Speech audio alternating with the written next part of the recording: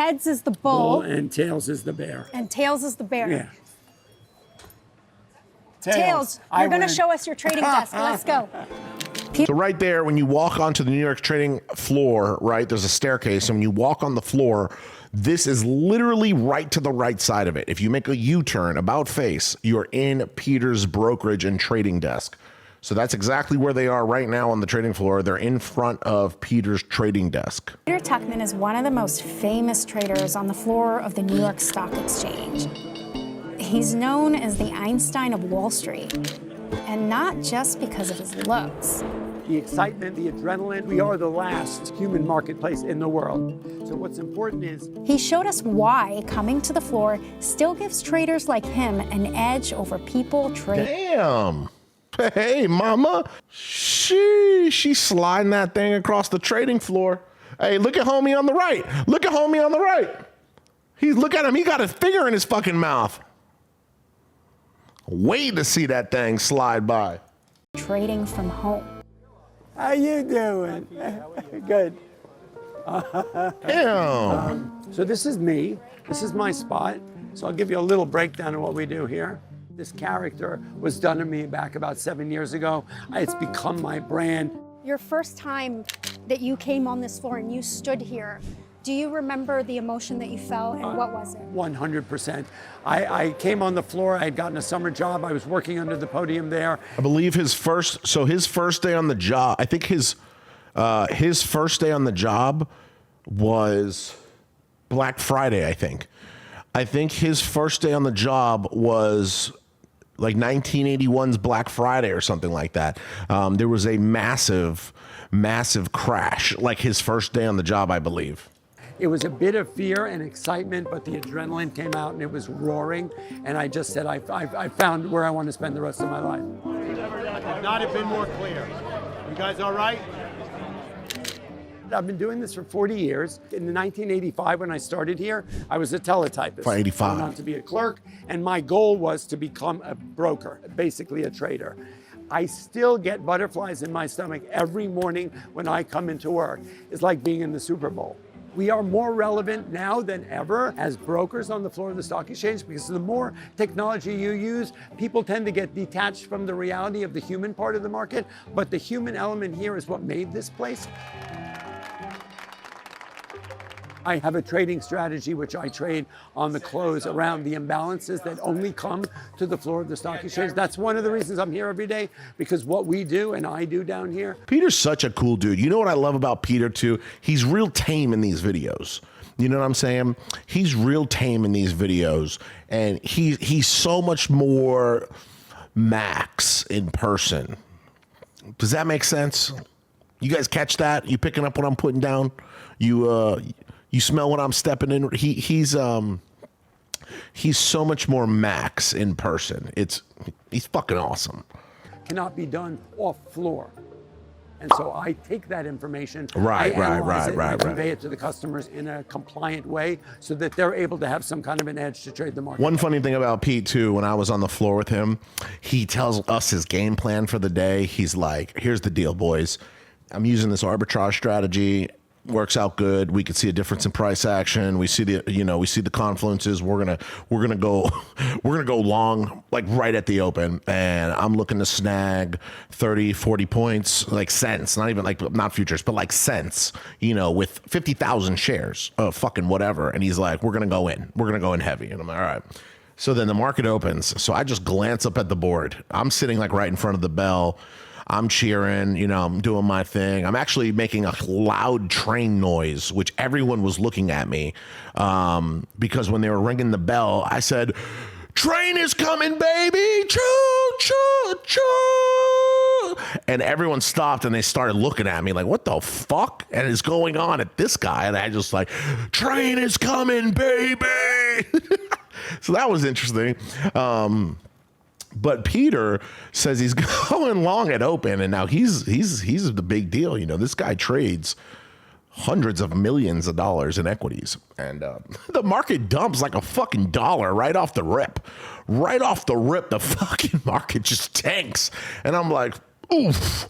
I'm sitting there thinking, I'm like, this guy's got to be down 5 million. Like, holy shit. Thankfully, I think he said he didn't wind up taking the trade.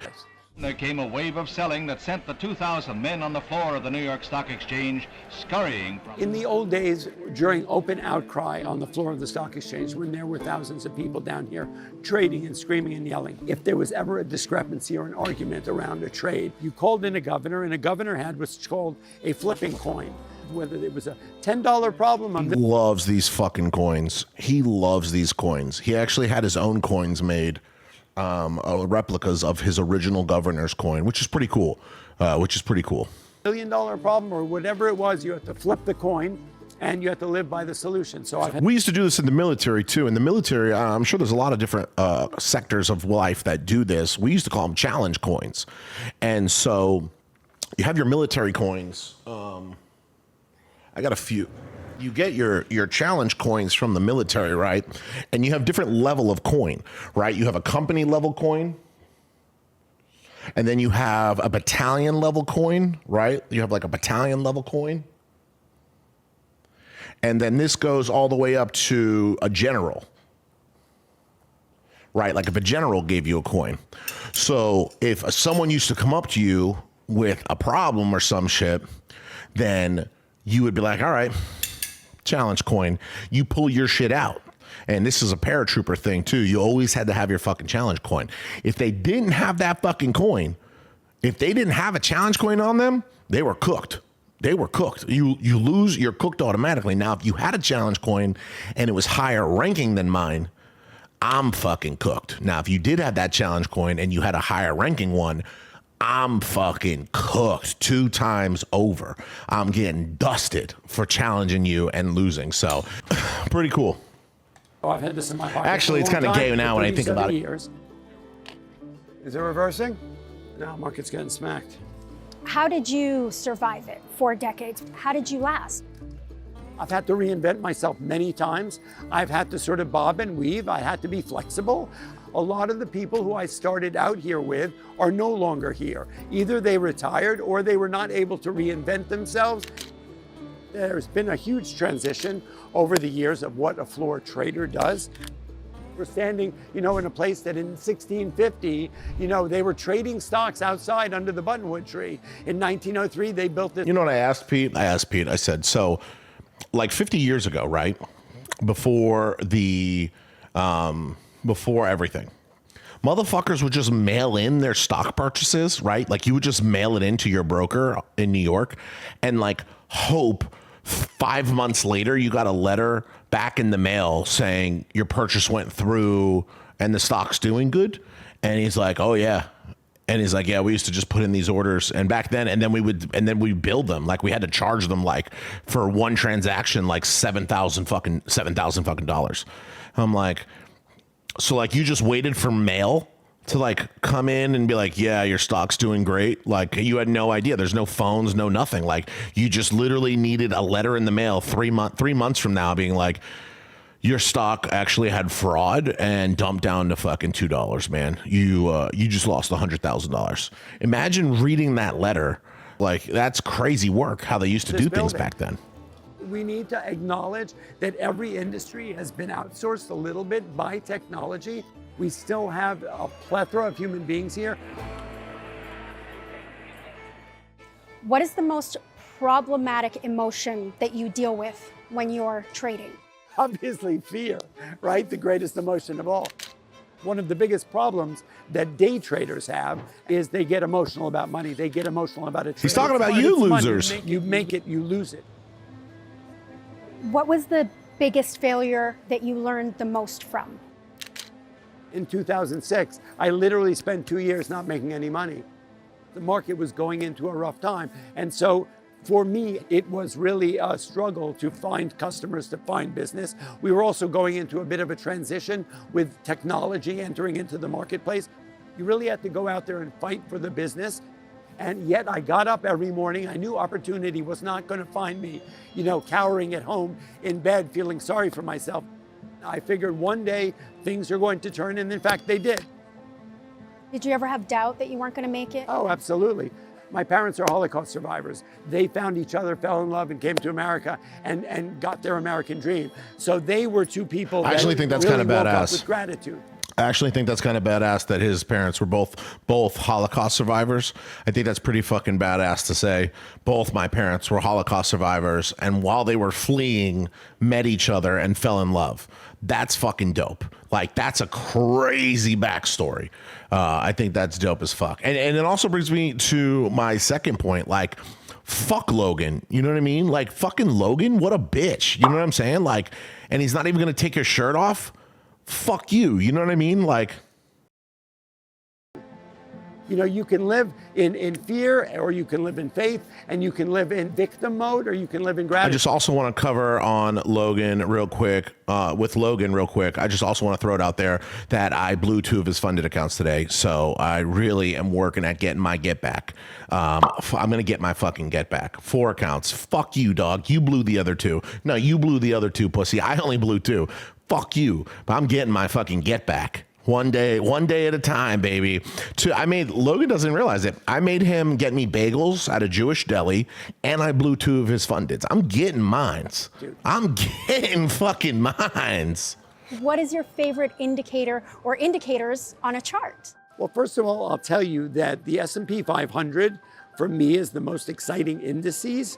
It is a basket of 500 SPX. stocks. It really sort of tracks the movement of the market. And it was down 25,000 today on SPX. There are multiple indices that are super it was down 25,000. Exponential moving averages, whether it's pivot points, whether it's the RSI, relative strength index. You have to look at all of them together. Down 25,000. Moving averages and the RSI are the most important because they basically are the market. They represent support and resistance. They represent oversold and overbought conditions. So as a day trader, for those who day trade, that is the necessity to identify that to really get your most out of a trade. My advice to day traders is don't make decisions based on economic data and earnings. Don't trade on FOMO and hype. Who's Peter Tuchman outside of the trading floor? I used to run a record store in 1980. Jazz was a big part of my world. I was also in the food business. I had a hot sauce company back. He's a huge music guy. I was there with, his name is Major. His name is Major. He's a platinum recorded, Grammy award winning gospel artist. His name is Major. And we got close. Like, that's my dog. Like, he was cool as hell. The guy is cool as shit, and he's coming to MOT live and unfiltered to preach and to fucking bust out some of those disgustingly amazing pipes. So for any of you who love gospel music and all around love music, he has one of the number one wedding songs like in the world. He is gonna preach hope, positivity, and he's gonna let those pipes fucking rip at MOT live, and you'll get to meet Major, a platinum recording artist. He is a great fucking dude, good friend of mine, really good friend of mine. Back in the 90s, art is a big passion. I love to inspire and mentor young artists as well. You know, I don't sleep that much. I am the ambassador of the stock exchange in so many ways. This is my home. I eat, drink, sleep the stock market, and so I'm glad we could let you in.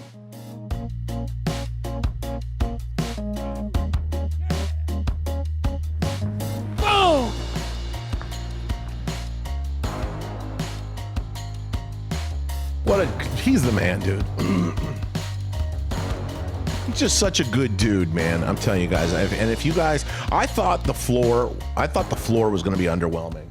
I thought the floor was going to be underwhelming when I went. I thought it was going to be kind of lame, but it wasn't. It wasn't. It was amazing. And Pete made it a great time. Because he's a great person, he's a good dude. He really fucking showed us all the things. You know, the longest standing trader on Wall Street is a testament to his character for sure. I really like him. And not only that, I love everything he's doing with Apex. You know, he is exclusive with Apex Trader Funding, who's also the title sponsor of our event.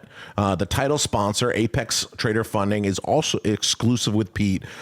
He's a badass dude, man.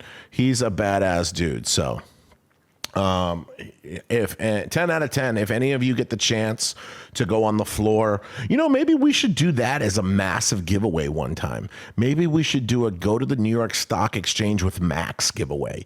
I think that is absolutely huge. I think a lot of people would love that. I think that could, I mean, that's a once in a lifetime opportunity. That's an absolute once in a lifetime opportunity. Maybe we put the VIPs in a raffle for the show. Maybe we put the VIPs in a raffle for the show and we take one of the VIPs to the New York Stock Exchange, all expenses paid. That'd be fucking sick. That'd be sick. So I don't know, just brainstorming. So, but great video, great dude. 10 out of 10 recommend.